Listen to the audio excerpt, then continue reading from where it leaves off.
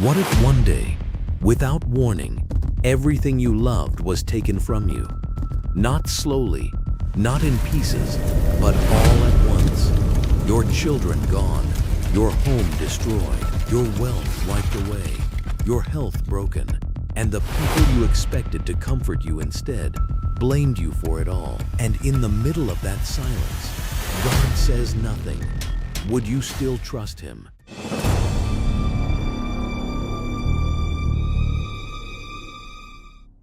There once lived a man named Job in the land of Uz.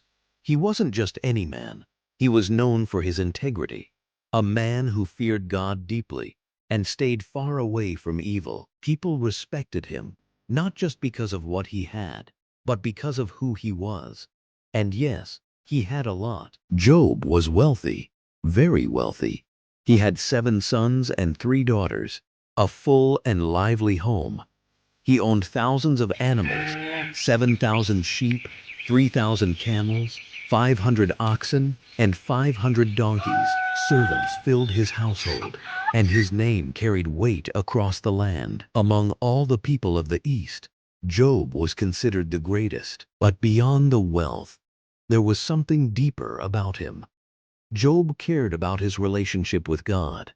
His children often gathered together, celebrating and feasting in each other's homes.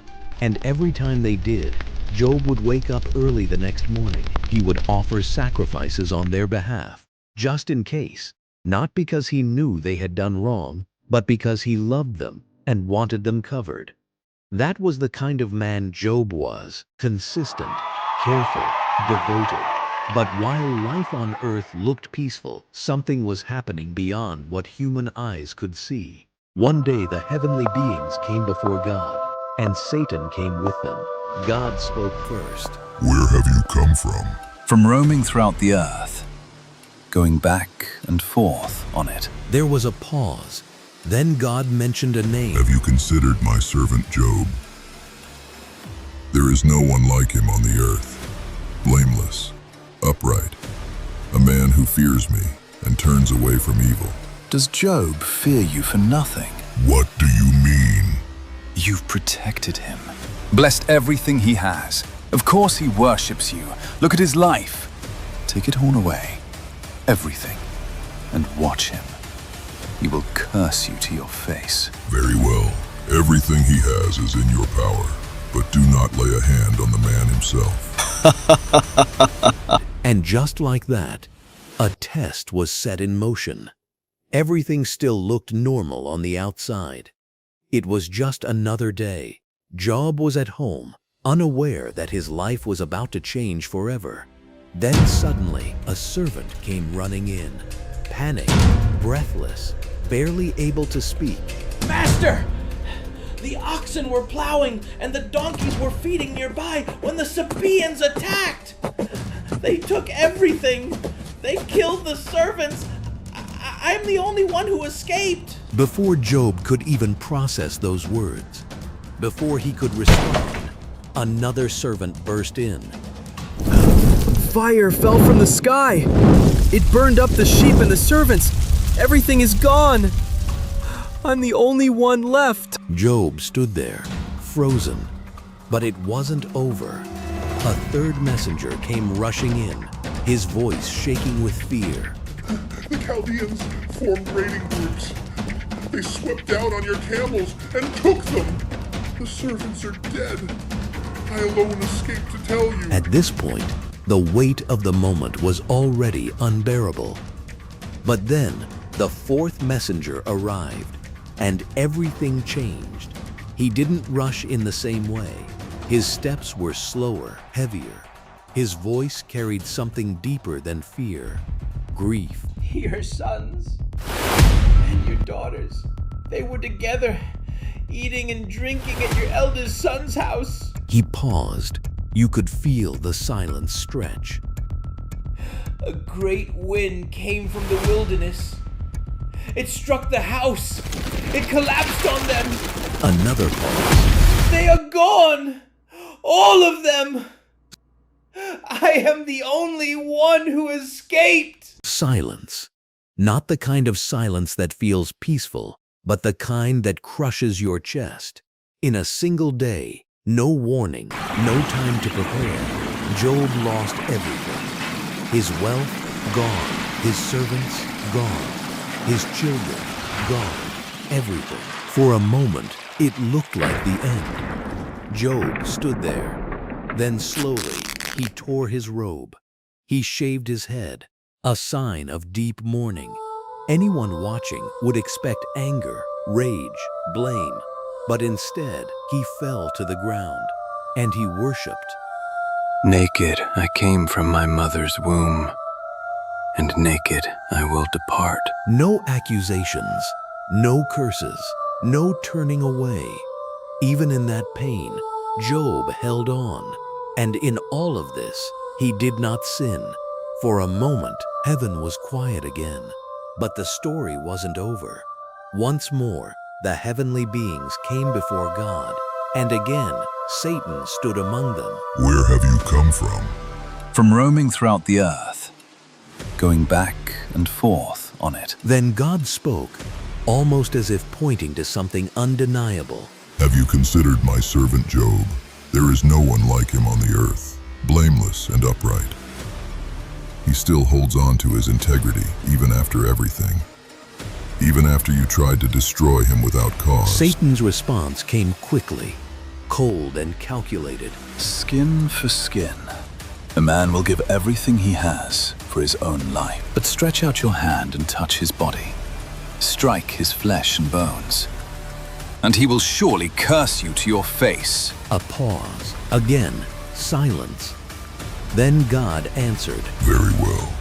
He is in your hands, but you must spare his life. And just like that, the next wave began. Oh, if you found this video interesting, please consider subscribing. A lot of time and resources went into making it. Thank you. Satan struck Job with a suffering far deeper than before. Painful boils broke out across his entire body, from the top of his head to the soles of his feet. His skin burned, cracked, and oozed. Every movement became agony. There was no comfort, no relief, no escape. The man who was once respected, admired, and surrounded by people now sat alone, at the edge of the city, among ashes, unrecognizable. Job picked up a broken piece of pottery and began to scrape his skin, trying to ease the pain, even just a little. But nothing helped. Then his wife came. She had lost everything too. Her children, her home, her life as she knew it. Grief had hardened her words. She looked at him, broken, covered in sores, sitting in ashes. A pause. Are you still holding on to your integrity? Curse God and die. Those words hung in the air. But Job turned to her, not in anger, not in bitterness, but in steady, unshaken faith. You speak like one of the foolish. Shall we accept good from God and not also accept trouble? And even now, in unbearable pain, Job did not sin with his lips. Then came his friends, Eliphaz, Bildad, Zophar. When they heard what had happened, they left their homes and came together with one purpose, to mourn with him and to comfort him. But when they saw him from a distance, a breath, they froze. This couldn't be Job, the man they once knew, strong, honored, full of life, was now barely recognizable. They began to weep loudly. Each of them tore their robes and threw dust into the air, letting it fall on their heads, a sign of deep sorrow. Then they sat down with him on the ground for 7 days and 7 nights. No one said a word. Because sometimes pain is too deep for words. For 7 days and 7 nights, no one spoke, just silence, heavy, painful, stretching across time. They sat there, watching Job suffer, watching him breathe through pain, watching a man once full of strength reduced to sorrow. Then finally, Job spoke. But what came out wasn't praise this time. It was pain. Deep, raw, unfiltered pain. His voice carried weight. Why didn't I die at birth? Why was I given life only to face this? He wasn't cursing God, but he was cursing the day he ever existed. If I had died then, I would be at rest.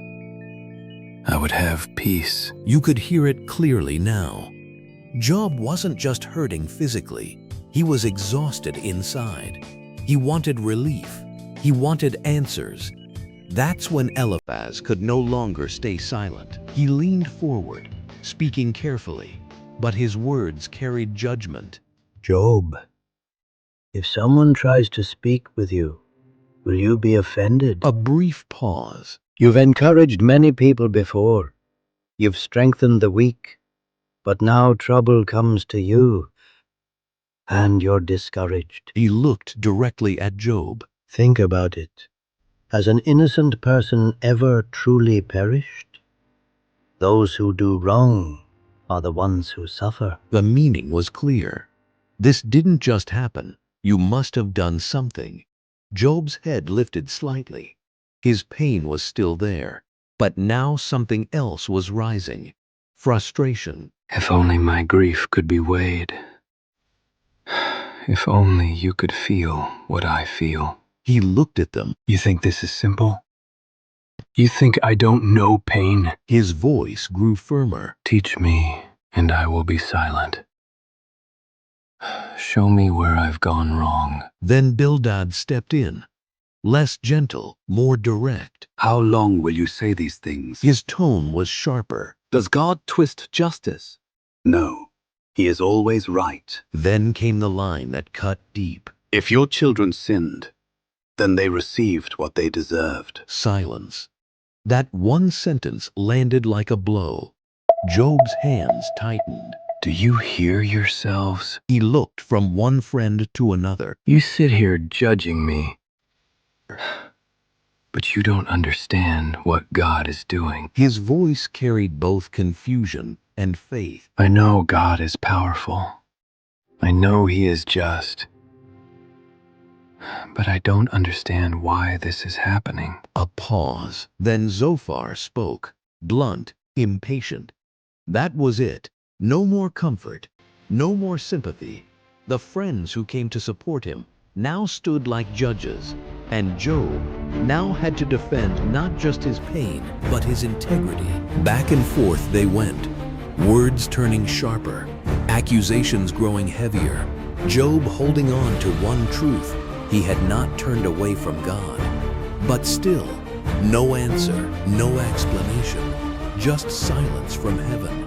The arguments had gone on long enough. Words had been spoken, accusations made, pain poured out, and still no answer. Then suddenly, the silence broke. Not with a whisper, but with a storm. The wind began to rise. The atmosphere shifted, and out of that storm, God spoke. Who is this that speaks without knowledge? The voice was powerful, undeniable, not just heard, but felt. Prepare yourself like a man. I will question you, and you will answer me. Everything changed in that moment. This wasn't a conversation between equals. This was the Creator speaking to his creation. Where were you when I laid the foundations of the earth? Silence. Tell me, if you understand, who marked out its dimensions? Who stretched the measuring line across it? Job had no answer. Have you ever commanded the morning to appear? Have you told the dawn where to rise? The questions kept coming, one after another, not to shame Job, but to reveal something greater. Have you walked in the depths of the sea? Have you seen the gates of death? A pause. Do you understand the vastness of the earth? God began to paint a picture, one far beyond human understanding. The skies, the oceans, the stars. Then he spoke of the earth and its creatures. Do you send the lightning? Does it report to you, saying, "Here we are"? Do you give strength to the horse? Do you clothe its neck with a flowing mane? Do you hunt prey for the lion? Do you provide food for the ravens? Every question pointed to one truth. God sees everything. God controls everything. God understands what no human can fully grasp.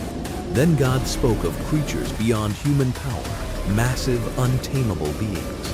Look at Behemoth, strong, unshaken. Can you control Leviathan? Can you put a hook in its nose? The answer was obvious.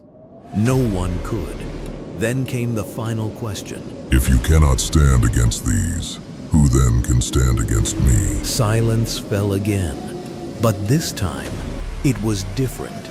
Not confusion, not pain, revelation. Job finally spoke, not with arguments, not with defense, but with humility. I am unworthy. What can I say to you? He lowered himself. I put my hand over my mouth. I spoke once, but I have no answer. A pause. Then deeper understanding came. Surely I spoke of things I did not understand. Things too wonderful for me to know. His voice softened. I had heard about you before, but now I see you. And in that moment, everything changed. Not because his situation had changed yet, but because his perspective had. Job had spoken, not out of pride anymore, not out of pain alone, but from a place of understanding. I take back what I said, and I repent in dust and ashes. There was no more arguing, no more questioning God's justice, only humility, only trust. Then God turned his attention, not to Job, but to his friends. I am angry with you and your two friends. A pause. You have not spoken the truth about me, as my servant Job has. Everything shifted. The same Job they accused, the same Job they judged, was now the one God defended. Go and offer a sacrifice, and my servant Job will pray for you. I will accept his prayer. That must have been humbling. The ones who thought they were right now had to be prayed for by the one they condemned. And Job, he didn't refuse. He didn't hold bitterness. He prayed for them. The moment Job prayed for his friends, God restored him, not little by little, not halfway, fully, and even more than before. His life began again. His wealth returned, double. 14,000 sheep, 6,000 camels, 1,000 oxen, 1,000 donkeys. His home was no longer empty.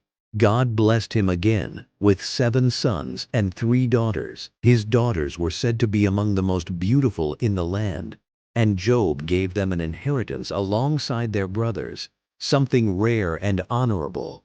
Peace returned, joy returned, life returned.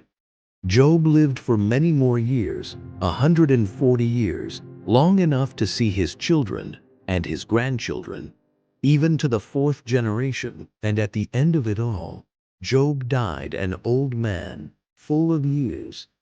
But this story, it's more than just loss and restoration. It's about faith, real faith, the kind that doesn't depend on blessings, the kind that doesn't break when life gets hard. Because the truth is, life will not always be easy.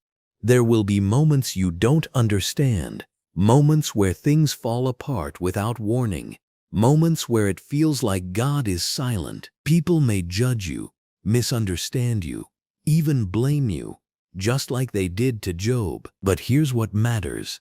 Hold on, even when it hurts. Hold on, even when it's confusing. Hold on, even when you feel alone.